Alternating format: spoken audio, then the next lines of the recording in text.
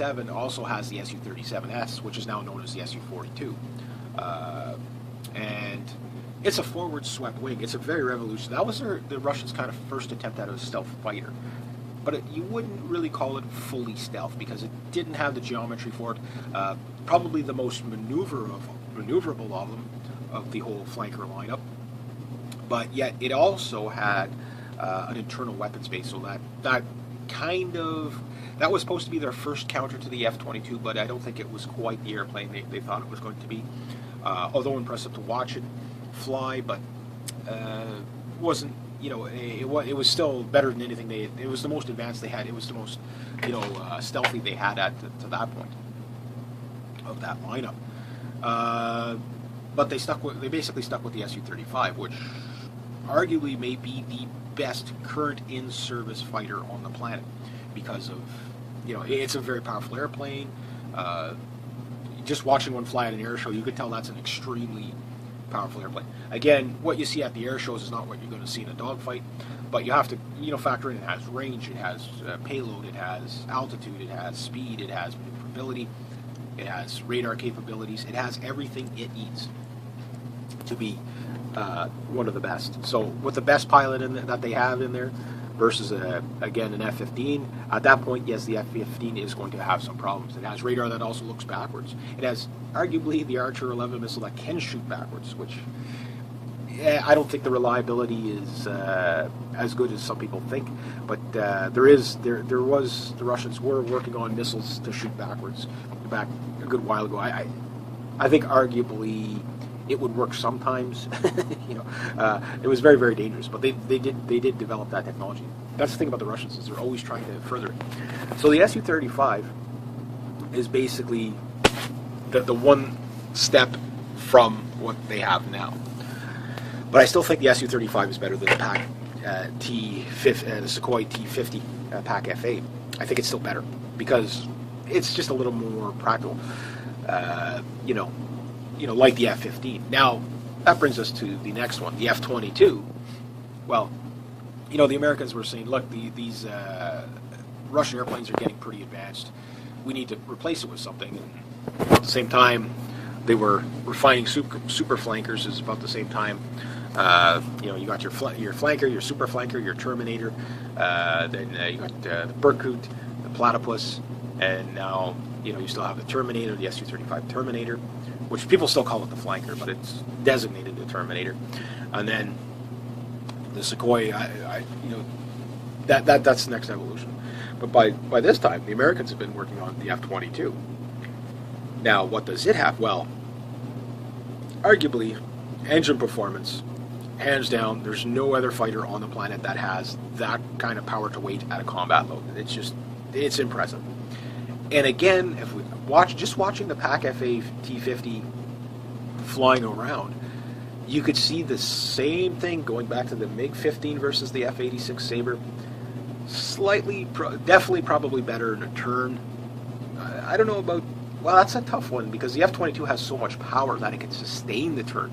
And that's where the F-22 really shines, is the fact that you have so much engine power behind you.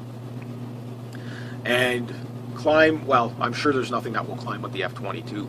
It's a 40,000-pound airplane, which is typical for a plane of its size, but it's two 35,000-pound thrust engines. I mean, you have 70,000 pounds of thrust behind you. Its max combat weight is 60,000 pounds, so you got 10,000 pounds to spare. The Russians don't have that. Now, the Pak F-A, I don't know what the power is on the engines. I think they're just the power plants that they've been using all along. Just judging by the way it maneuvers, it's like, okay, well, the roll rate's good, but I think the F-22 has a snappier roll rate. The turn rate, probably, because it does do the kill butt maneuver, but it doesn't do it quite as snappy, quite as well as, say, the Su-35. The Su-35 still seems to have much more maneuverability and response. Maybe that's due to the design of the fuselage, I don't know. So the Russians, though, what they're capitalizing on that airplane is they're capitalizing on the stealth factor. So what you see is, they're trying to mimic the F-22. Now, why is the F-22 so expensive? Well, these things are built out of materials that you can't even pronounce the names of, right? So what you get is the F-22 I mean, a lot of stuff, so much is classified on it, but I mean, the Chinese have stole technology and built their J-31 and J-15 or J-20. They have I think they have 3 stealth concepts for the Chinese, and I think that the J-31 is the one they're going to go with. It's still kind of new. I don't think any of the J-31 is as maneuverable as the F-22, but I think the J-20 may be more maneuverable than the F-22. However, just the way the tails are, there's a lot of similarities between the PAC FA Sukhoi T-50 and the J-20, which it kind of looks like you can tell the Chinese definitely stole technology from the Americans. Well, maybe they didn't, or just trying to duplicate it anyway. But we know the Chinese have stolen pretty much everything. So, and there's some innovations about the Chinese fighters that both the Russian and the Americans have, such as when the missile bay is open on an F-22, out comes a missile and it just fires. Well, the Chinese, when the missile bay door opens, the missile hangs out, the door but is able to close and still fire the missile as if it was just a hard point. And then it loads another missile, rolls it out, the door closes again. It keeps the airframe sleek again. So it's neat, but again, not much is known about these airplanes. So we know of all the stealth stuff that the Americans have done, like radar absorbent paint, composites that are low magnetic, low heat signature. The angles of the airplane. Obviously, the F-22 gave up a little bit of stealth. For example, its competitor, the YF-23, was much more stealthy, much quicker airplane, but not quite as maneuverable at low speeds. So, arguably, the Black Widow airplane should have won out over the Raptor on a lot of ways, but they decided to go with the F-22. Although the Black Widow, again, not quite as maneuverable, but way more stealthy. They put more emphasis on stealth. And the other thing about the Black Widow airplane is that it used a lot of common parts from the F-15. So, but it didn't win the contract. The F-22 did. I think there's only 9 of them in service right now. That's the problem with the F-22 is there's only like 9 of them in service. The original goal was to have 500, then it was like 430, then 420, then 330. And they ended up with 9 because of the cost of the programs. Again, when they say it's $80 million an airplane, it's like probably $80 billion per airplane. That's the problem with the F-22. High angle of attack, 60 degrees. For the F-22, no problem. I mean, watching that thing maneuver it's not as snappy as the F-35, but it's definitely going to be more snappy in some ways, particularly roll. Again, I think it'll be an equal toss-up of pilot versus pilot if it were to get into a guns-only fight. I don't know much about the weapon system of the PAC FA T-50, but I can imagine it fires all the current. I don't think they're redeveloping any missiles for it. I think they're just, here's the stuff. We've already got a surplus of stuff to fire out of it. So the other things that all the things that the F-22 can do, well, the Russians said, we got to take it a step further. And when you look at the F-22 of close-ups versus the Russian counterpart, T-50, it's the same all the time. You can always see that the Russian aircrafts are just slightly cruder. You can see a rivet here, a rivet there. F-22 is clean. It's clean. But the Russians they went above and beyond on this one. Like they did all kinds of tests for the paint. They did even the canopy has a special coating on it, which gives it kind of a bit of a yellow tinge. It's a copper coating that is radar absorbent and as scratch resistant as possible. So its canopy is more radar invisible than any other fighter out there. So in that sense, it is trying. Their next couple of evolutions of this airplane will be definitely second to none. Or, even at that, I think it's probably a second to none airplane already. But again, it has going to need a little bit of time to improve itself. I think I know that they definitely have 3 flying variants or 3 flying T-50s. So again, low numbers, high expense. I have no idea what they cost. I don't think they'd be anywhere near what the Americans have spent. So they might be able to deploy these things in larger numbers than the F-22, and if that's the case, well then, right there's your advantage, right? I can imagine most of the parts are, internally are basically that of the Su-35. But the Su-35, the way the tail's configured and stuff like that, it's a much more maneuverable airplane. But this gives you the option of stealth. And with that cleaned up airframe as well, it's probably got, again, a very phenomenal range. So we'll have to see, if any of these things get used in conflicts at any time in the future. You never know. But again, I think it comes back to the same thing. The better pilot will win. Because both airplanes are so advanced that I don't think one can actually outdo the other. Now, the reason why I did bring up things like the F-35 is because the F-35 is a single engine. The F-35 arguably is supposed to be the predecessor to the F-22. It's hard to say whether the F-35 will be as good as they say it is. The F-35 definitely does not have the engine performance of the F-22, but, for example, it still will be, it can have a high alpha angle of attack of 50 degrees. I mean, it's pretty impressive. In a roll rate, I think, it'll be kind of like the F-16 versus the F-15 kind of thing, where F-16 is going to be much more maneuverable, but, it doesn't do as well up high. You got the F-18 does better up high than the F-16, but not as good down low. You got the F-15 does better up high than the F-18, but not as good as down low as the F-18. The F-18 is kind of the in-between airplane. Now, the Canadian CF-18 is a little different than the regular F-18. It's lighter, more powerful engines. The nacelles are actually smaller, and they're more fuel efficient. But again, that's what Canada has done with their, our newest CF-18 was built in 1987. Think about that. So we built them under contract through Bombardier, I believe, and we've modified them and modified them and modified them, but they're getting to the point where they're just wearing out. We have about 120 that are wearing out. Now, the thing is we've kind of been doing like what the Russians started with the Su-27. The only thing is we've been outsourcing the work rather than say, let's take the tooling of the CF-18, just change the jigs a bit, do whatever we got to do, build a prototype that basically builds upon what we already have, and just add all the Arctic navigation equipment on board. If we want stealth, we'll just give the CF-18 a stealthy airframe. We can do that here. We don't need to buy from anybody else, and that's what's the whole, and the hold up with the F-35 is just, disastrous, because we want 65 airplanes, but when the final cost is known, we might only end up with 2 or 3. You know what I mean? Hence, 500 F-22s versus 9.